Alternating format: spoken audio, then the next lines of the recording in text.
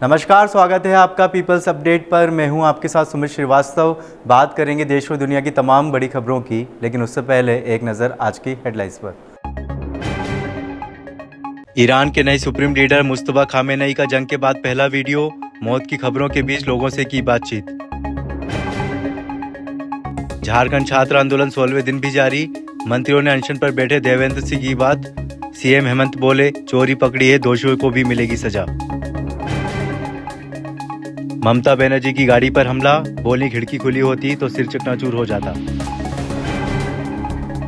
Turbulence के बाद air India के पायलट का डोप टेस्ट पॉजिटिव, 300 फीट नीचे आया था विमान, ड्यूटी से हटाए गए दोनों पायलट। इस्तीफे के बाद पहली बार बोले धर्मेंद्र प्रधान, नीट प्रदर्शन पर कहा जेनजी को गुमराह करने की हुई कोशिश। ईरान के नए सुप्रीम लीडर मुस्तफा खामेनेई का युद्ध के बाद पहली बार वीडियो सामने आया है। ईरानी न्यूज़ एजेंसी मेहर की ओर से जारी वीडियो में मुस्तफा ज़मीन पर बैठे कुछ लोगों के बीच उनसे बातचीत करते नजर आ रहे हैं। सुप्रीम लीडर बनने के बाद यह पहली बार है जब वह सार्वजनिक वीडियो में दिखाई दिए हैं। हालांकि वीडियो कब रिकॉर्ड किया गया इसकी जानकारी सामने नहीं आई है। पिछले कुछ दिनों से उनकी सेहत को लेकर कई तरह के दावे किए जा रहे थे। इजरायली चैनल ने उनकी हालत गंभीर होने और अस्पताल में भर्ती होने का दावा किया था। यहाँ तक कहा गया था कि उनकी जल्द मौत हो सकती है। अब सामने आए वीडियो ने इस दावे पर सवाल खड़े कर दिए हैं, लेकिन उनकी मौजूदा सेहत को लेकर अभी पूरी तस्वीर साफ नहीं हुई है। झारखंड में जेपीएससी जेएसएससी परीक्षा में धांधली के आरोपों को लेकर छात्रों का आंदोलन 16वें दिन भी जारी रहा। सरकार और छात्रों के बीच तीसरे दौर की बातचीत के दौरान मंत्रियों ने अनशन पर बैठे छात्र नेता देवेंद्र नाथ महतो से वीडियो कॉल के जरिए बात की। मंत्री सुदिव्य कुमार सोनू, दीपिका सिंह पांडे, चमरा लिंडा और संजय सिंह यादव ने देवेंद्र से भूख हड़ताल खत्म करने की अपील की और उनकी मांगें पूरी करने का भरोसा दिया। हालांकि देवेंद्र ने साफ कहा, जब तक मांगें लिखित रूप में पूरी नहीं होती उनका अनशन जारी रहेगा। वहीं आदिवासी दिवस कार्यक्रम में पहुंचे मुख्यमंत्री हेमंत सोरेन ने कहा, छात्रों को अपने अधिकार के लिए आंदोलन करना चाहिए। उन्होंने दावा किया कि सरकार ने परीक्षा में हुई गड़बड़ी पकड़ी है और दोषियों को कठोर सजा दिलाई जाएगी। पश्चिम बंगाल की पूर्व मुख्यमंत्री ममता बनर्जी ने रविवार को आरोप लगाया कि उत्तर 24 परगना जिले में उनकी गाड़ी पर बड़े बड़े पत्थरों से हमला किया गया। ममता के मुताबिक बीजपुर के पास स्थानीय भीड़ ने उनका काफिला रोक लिया और पुलिस की मौजूदगी में गाड़ी पर मिट्टी और कीचड़ लगाया गया। उन्होंने दावा किया कि कुछ लोगों ने जूते और पत्थर भी फेंके। ममता ने कहा कि अगर कार की खिड़की खुली होती तो उनका सिर चकनाचूर हो सकता था और उनकी जान भी जा सकती थी। दरअसल ममता टीएमसी कार्यकर्ता बिरजू केओट की मौत के बाद उनके परिवार से मिलने जा रही थी। बिरजू की हाल ही शहर पुलिस हिरासत में तबीयत बिगड़ने के बाद मौत हुई थी। ममता ने इस घटना को साजिश बताते हुए सुरक्षा व्यवस्था पर भी सवाल उठाए और कहा कि पूरे पश्चिम बंगाल को गुंडे नियंत्रित कर रहे हैं।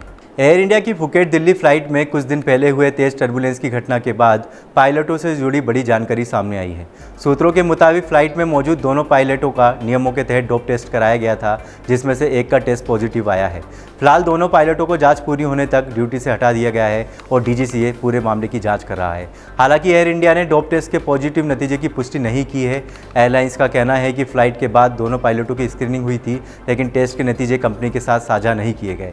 दरअसल 4 अगस्त को फ्लाइट के दौरान विमान करीब 300 फीट नीचे आ गया था और करीब 24 यात्रियों की मेडिकल मदद के लिए अस्पताल ले जाया गया था।